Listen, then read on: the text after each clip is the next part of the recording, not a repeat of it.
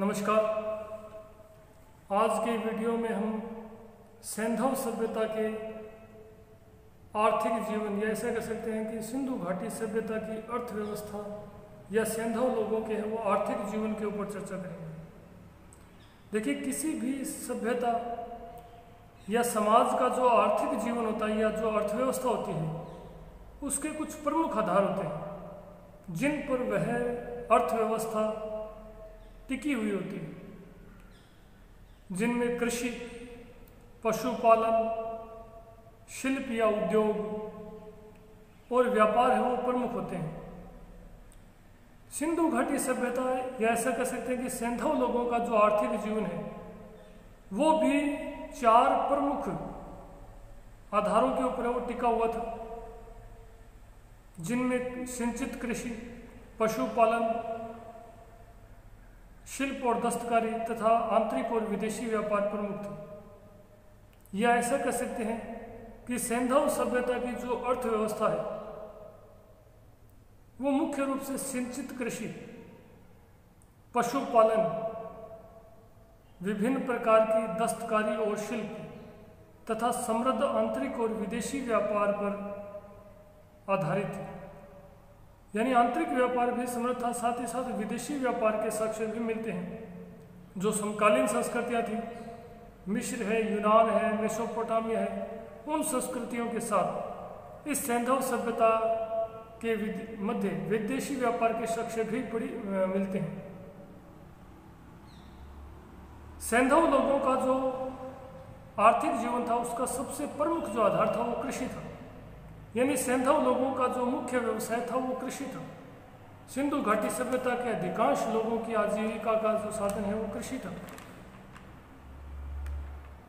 और विभिन्न सैंधव स्थलों के उत्खनन से जो साक्ष्य प्राप्त हुए हैं उन साक्ष्यों से ऐसा प्रतीत होता है, यानी विभिन्न अनाजों के या जिन्सों के जो साक्ष्य प्राप्त हुए हैं उनसे यह स्पष्टतया प्रतीत होता है कि सैंधव लोगों की जो प्रमुख कृषि जन्य उपजें थी उनमें गेहूं, जौ, चावल, तिल, सरसों, कपास, बाजरा, खजूर, तरबूज आदि प्रमुख थे। क्योंकि इन कृषि जो जिन्स हैं, इन कृषि जन्य वस्तुओं के जो वस्तुएं हैं इनके साक्ष्य बड़ी संख्या में सैंधव स्थलों के उत्खनन से प्राप्त हुए। और उसी आधार पर इतिहासकारों ने यह स्पष्ट करने का प्रयास किया है कि सैंधववासी मुख्य रूप से गेहूं, जौ, चावल, तिल, सरसों, कपास, खजूर, तरबूज आदि का उत्पादन करते थे। सिंधु घाटी सभ्यता की जो समकालीन विदेशी संस्कृतियां थी, मेसोपोटामिया ये संस्कृति जो है, वहाँ के जो साहित्यिक साक्ष्य हैं उन साहित्यिक साक्ष्यों के आधार पर आधुनिक इतिहासकारों ने यह स्पष्ट करने का प्रयास किया कि कपास जो है उस कपास को सर्वप्रथम उत्पादन करने का श्रेय सिंधु वासियों को ही था। संभवतः इसीलिए समकालीन जो संस्कृतियां हैं उनमें कपास के लिए सिंडन शब्द का प्रयोग किया गया। सिंडन का शाब्दिक अर्थ है सिंधु के किनारे उत्पन्न होने वाली, यानी सिंधु नदी के किनारे ही सैंधव सभ्यता है वो पनपी थी और यहीं पर संभवतः सर्वप्रथम है वो कपास का उत्पादन किया गया था। इसी कारण समकालीन संस्कृतियों में कपास के लिए सिंडन यानी सिंधु नदी के किनारे उत्पन्न होने वाली शब्द का प्रयोग किया गया। इसी प्रकार बड़ी संख्या में विभिन्न प्रकार के अनाजों के साक्ष्य है वो विभिन्न सैंधव स्थलों से प्राप्त हुए, जिनके ऊपर है वो कई बार तथ्यात्मक प्रश्न पूछ लिए जाते हैं। जैसे कि चावल से संबंधित, तो चावल के जो साक्ष्य हैं, चावल की भूसी यानी जो चावल के छिलके हैं उसके बड़ी मात्रा में जो साक्ष्य हैं वो गुजरात से प्राप्त हुए। गुजरात स्थित रंगपुर और लोथल से बड़ी संख्या में है वो या बड़ी मात्रा में चावल की भूसी के वो साक्ष्य प्राप्त हुए। इसी प्रकार राजस्थान में स्थित कालीबंगा में जो अग्निकुंड मिले हैं उन अग्निकुंडों से जले हुए चावल के साक्ष्य भी बड़ी संख्या में मिले हैं। इसी प्रकार कालीबंगा से सरसों के साक्ष्य भी मिले हैं। कालीबंगा से ही पहली बार हमें जूते खेत के साक्ष्य मिलते हैं, यानी हल रेखा जिनके लिए क्रेडो शब्द का प्रयोग किया गया है। हल रेखा का जो सर्वप्रथम साक्ष्य है या जूते खेत के जो प्रथम साक्ष्य हैं वो कालीबंगा से ही प्राप्त होते हैं। जो एक प्रकार से सैंधववासियों द्वारा कृषि किए जाने के वो स्पष्ट प्रमाण है।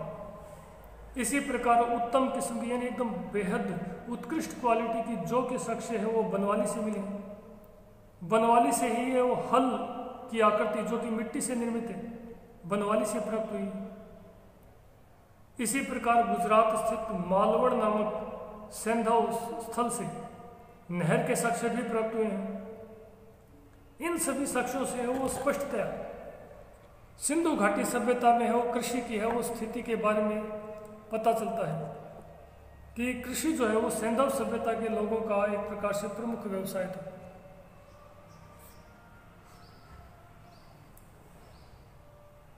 सिंधु घाटी सभ्यता के लोगों का जो प्रमुख व्यवसाय था वो कृषि था, परंतु सैंधव लोग कृषि के साथ साथ पशुपालन भी करते थे जो कि उनकी अर्थव्यवस्था का दूसरा प्रमुख आधार था। और इस बात की पुष्टि विभिन्न सैंधव स्थलों के उत्खनन से प्राप्त जो मोहरे हैं उन मोहरों पर है वो पशुओं के सर्वाधिक अंकन, साथ ही साथ बड़ी संख्या में है वो पशुओं की मूर्तियां, चाहे वो मिट्टी निर्मित हो या धातु निर्मित हो, बड़ी संख्या में वो पशुओं की मूर्तियां भी प्राप्त हुई। इसी प्रकार उनके विभिन्न सैंधव स्थलों से उनके अस्थि पंजर भी प्राप्त हुए हैं।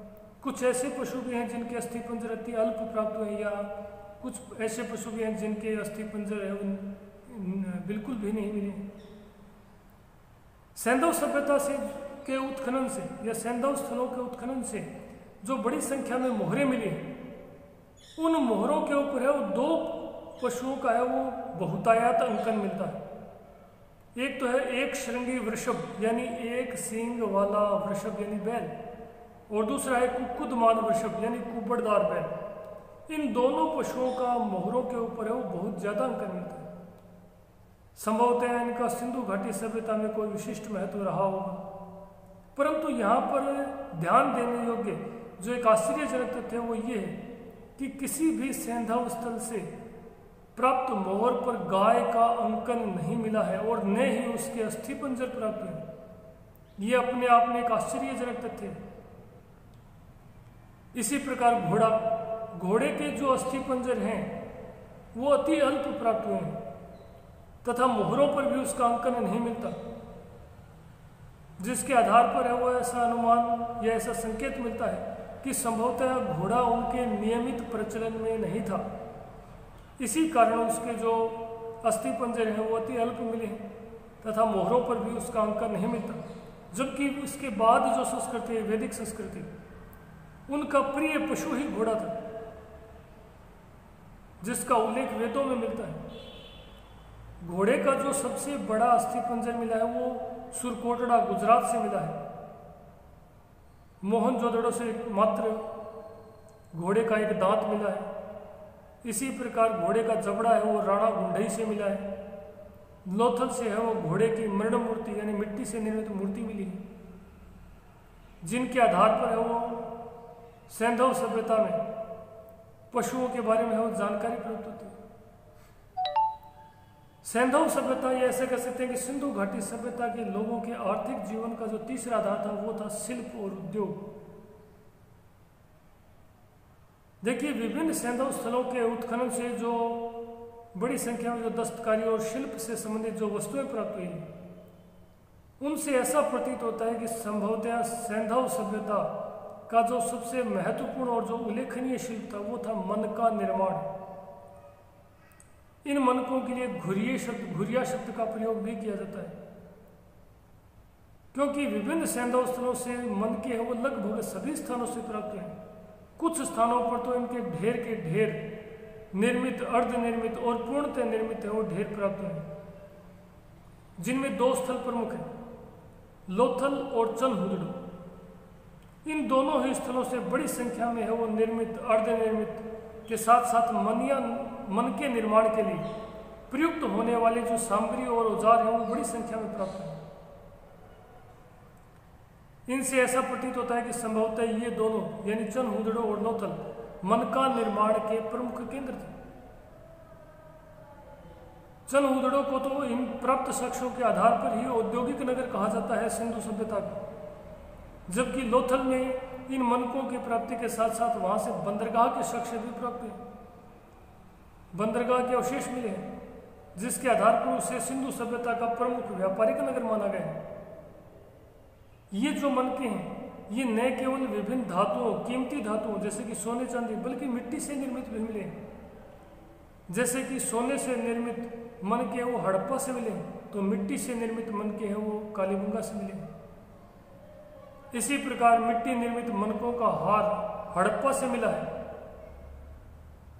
इन मनकों के अलावा बड़ी संख्या में विभिन्न सैंधव स्थलों से ताम्र निर्मित बैलगाड़ियां, पैमाने, दवात, शिलाजीत, लिपस्टिक आदि के साक्ष्य भी प्राप्त हैं। संभवतः इनका निर्माण भी विभिन्न सैंधव स्थलों पर किया जाता था। एक ही जैसी तांबे से निर्मित बैलगाड़ियों के साक्ष्य भी सैंधव स्थलों में हड़प्पा और चनहुदड़ों से मिले हैं। इसी प्रकार विभिन्न सैंधव स्थलों से स्केल यानी फिट, या ऐसा कह सकते हैं कि पैमाने के साक्ष्य भी मिले हैं। ताम्र निर्मित पैमाने के साक्ष्य है वो हड़प्पा से मिले हैं, जबकि मिट्टी से निर्मित पैमाना है वो कालीबंगा से मिला है।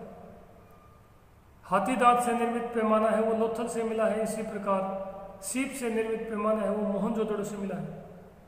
इसी प्रकार मोहनजोदड़ो से तारों के ऊपर खिसकने वाले खिलौने का साक्ष्य भी मिला है, जिसे हम अबेकस कहते हैं। तारों के ऊपर जो मनके खिसकते हैं उस प्रकार का एक खिलौना मोहनजोदड़ो से मिला है। इसी प्रकार हड़प्पा से है वो श्रमिक आवास, हड़प्पा में जो पश्चिमी बस्ती है वहाँ से परकोटे के बाहरी साइड में श्रमिक आवास के है वो साक्ष्य भी मिले हैं। चनहुदड़ो से है वो दवात, शाही की जो दवात होती है, दवात के साथ साथ अधर राज यानी लिपस्टिक के साक्ष्य भी मिले हैं। यानी सिंधु घाटी सभ्यता में लिपस्टिक का प्रयोग और शाही का प्रयोग भी किया जाता था। इसी प्रकार मोहनजोदड़ो से शिलाजीत के साक्ष्य भी मिले हैं। और इन धातु निर्मित वस्तुओं को बनाने के लिए जो धातु की भट्टियां थी उनके साक्ष्य भी सैंधव स्थल हड़प्पा से बड़ी संख्या में प्राप्त है। हड़प्पा से वो 6 धातु गलाने की भट्टियों के साक्ष्य भी मिले हैं। सैंधव सभ्यता के आर्थिक जीवन का जो चौथा और एक महत्वपूर्ण आधार था वो था समृद्ध आंतरिक और विदेशी व्यापार, जिसके ऊपर हम नेक्स्ट वीडियो में चर्चा करेंगे। धन्यवाद।